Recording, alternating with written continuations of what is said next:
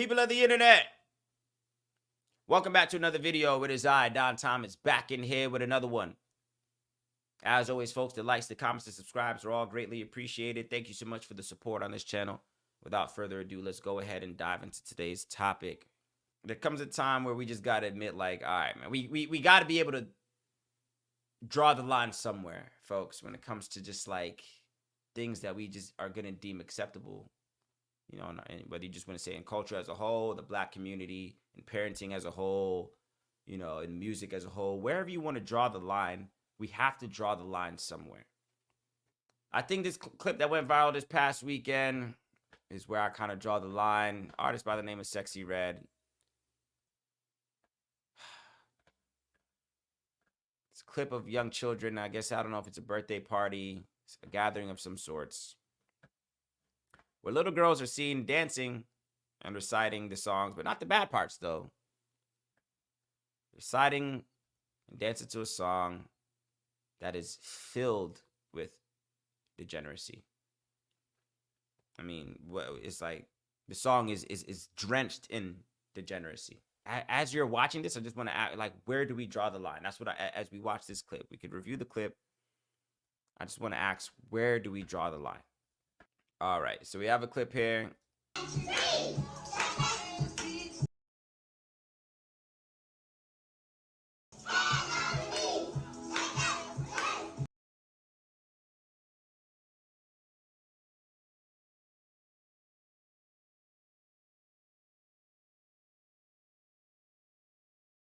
Where do we draw the line? Where? There's a couple angles you could take on this one, right? Because again, it's like I'm seeing excuses. It's just, there's always going to be excuses of people that just, oh, what's the big problem? Turn a blind eye to everything. Like some argue and say, oh, all I see is little black girls having a good time, man. Little children having a good time. What's the problem, bro? Now, yes, you can admit, oh, okay, all I see is just little kids having a good time. But if you want to dissect just a bit deeper, these kids aren't having a good time to Old MacDonald and Coco Melon. They're not having a good time to that song. No. They're having a good time. I can agree with you. The kids are having a hell of a time right now. But they're not having a good time to songs you would deem worthy of children's approval, right? No. These young girls, nowhere older than 4, 5, maybe, are dancing and having a good time to a song by an artist by the name of Sexy Red. If I even pull up the lyrics for this song, you'll be afraid. You'll be afraid. And it's just like, I just want to know, where do we draw the line? What are the things that we're gonna do? Like, nah, we shouldn't do that. That's unacceptable. Nah, we don't want our kids to do, like, what is the one that's good? What's the straw that's gonna break the camel's back? If this ain't it. If WAP was in it, because of course there was pushback for that when Cardi B and Megan Thee Stallion dropped their famous song, What Are the Cases, 2-3 years ago, and little girls were reciting that, What Are the Cases, again, a song just filled with vulgar lyrics, you know, that you wouldn't want. I don't think anybody would want their daughter reciting. We let that slide too. That was cool too. It's just art, man. What the case is, it's not their problem. Where do we draw the line?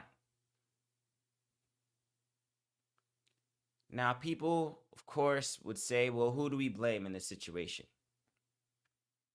Do we blame the artist for making the music? Do we blame the label for giving it such a platform and fueling it with money and vices? Do we blame the parents that are letting their children listen to this music and dance and play and make light of songs that are really just subconsciously filling the minds of the most impressionable the most impressionable form of human? I think if anybody's going to be the most impressionable in terms of being able to influence, we all know it's the children. Is it the parents? Who do you blame in this situation? And to be completely honest, I say everybody's going to be held accountable, in my opinion, when it comes to this. The artist who made the song, who allowed themselves to be used as a vessel for evil, of course, because that's the only thing I can think of, man. We got to stop making excuses and just start calling these artists and calling some of these songs what it is. Some of these songs are counterproductive as hell, but we got them on repeat and let our children listen to them and dance to them and call it have a good time. So yes, the artist is going to be held accountable. Now, if you believe in Judgment Day like I do, when you say, oh, well, they're all going to have to answer who they're going to have to answer to, I believe we're all going to have to answer for the lives that we led while we were alive on this planet. With the resources and the knowledge and the things that we did do, the things that we didn't do, we're going to have to answer for it all. So yes, the artist is going to have to answer for it. Sexy Red, you might have to answer for this if you believe in Judgment Day, my friend. And the irony of this whole situation is that Sexy Red commented on this post with awe, is what she said, as if it was something of endearment. Sexy Red saw this post, of course, that the original person posted, and she says here, aw, she says. Not aw, like, damn, I messed up. Like, oh, nah, it's nah. She didn't say aw, like, that aw wasn't aw, like, damn, I gotta chill out. It was aw, like, aw, endearment. Like, it was something that was to be cherished or idolized or given a good thumbs up or so. Everybody's gonna be held accountable. Parents as well too. I'm gonna lead with the parents. Yes, parents, you have a role to play as well too. But I can't even all put it on the parents. But they're gonna be held accountable as well too. Because the thing about it in this situation, it's not another kid recording this video. I'm pretty sure there's a grown adult that conducted this gathering of little girls.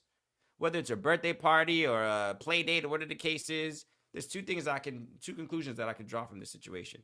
A parent was one that recorded this, recorded and condoned this type of behavior for a little girl's birthday party gathering, whatever the case is. And I'm also going to make another claim that could be a stretch. I don't think it is. But there's no male figure in this household. I guarantee it. I guarantee there's not a male figure present in this household. And that's part of the problem, bro. That's part of the problem.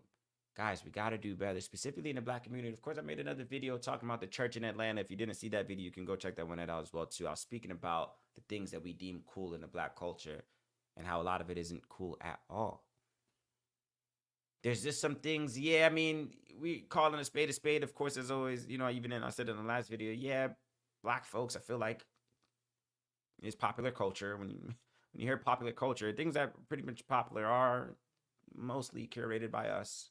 Just saying. But in all seriousness, though, there's some things that should be left at the drawing board, that should have never been given a platform and should have never been deemed cool and popular and gone viral, whatever the case is. There's just a lot of things that are not cool that we call cool. We got to do better, man. We got to do better. 2024, we got to be sharper than this, man. Y'all understand what I'm saying? There's no time for this. I think of the year that we're gearing up towards, man, the things that are going to be coming down the pipeline, in my personal opinion, of course, I speak on those things all the time on this channel, man. 2024 is a game that you got to be at your best. You got to be sharp out here, bro. I'm trying to tell y'all something real. There's no time for this. There's no time. Like, we want to move militant. We want to move diligently. Where do we draw the line is what I'm asking. What does it take for us to be like, nah, that's not cool. We shunning that. We're not giving that no spotlight. We're not giving that fame. We're not giving that notoriety. What has to happen if it's not this? If it's not swag surfing at a church? If it's not the trash music of blah, blah, kill, shoot, blah, blah, drugs. If it's not that, where are we drawing the line at? That's like, all right, nah, we can't do that no more, bro. Like, nah. It's setting us back as a culture. It's setting us back as a people. Or are we just gonna embrace these type of ideologies and this type of entertainment and laughs and fun? Are we just gonna always just laugh off everything? Is everything just gonna be all this? Nah, it's entertainment, bro. Stop being so serious, bro. We gotta put our foot down on some things, man, if we want to stand a chance out here, man. What are your thoughts, folks? I'd love to hear it. Is this behavior acceptable? If you walk in and your daughters are conducting themselves, your young kids, and you can't even blame the kids. I can't even blame the kids. I think if anybody's blameless in this situation, real quick, I would say that it would be the kids. Because, yeah, it is little girls just having fun. They are just having fun. I just wish that there were other means of them to have fun, too. I just wish of all the songs that they could be having a good time to, having a blast to, I just wish it wasn't this song in particular. Is all I'm saying. So I don't blame the children in the situation. They know no better. Right? When I was a child, I did childish things. They know no better. So you can't blame the kids, but I just feel sorry for them because they're already starting at a disadvantage. I'm calling it a disadvantage. This type of behavior, pretty sure you don't want your daughter doing. But yet, we make these things acceptable. What are the cases? Lyrics to these songs, all of it is trash in my opinion. We gotta draw the line somewhere. What are your thoughts, folks? The likes, the comments, the subscribes are all greatly appreciated. Thank you so much for the support on this channel. I will catch you on the next one.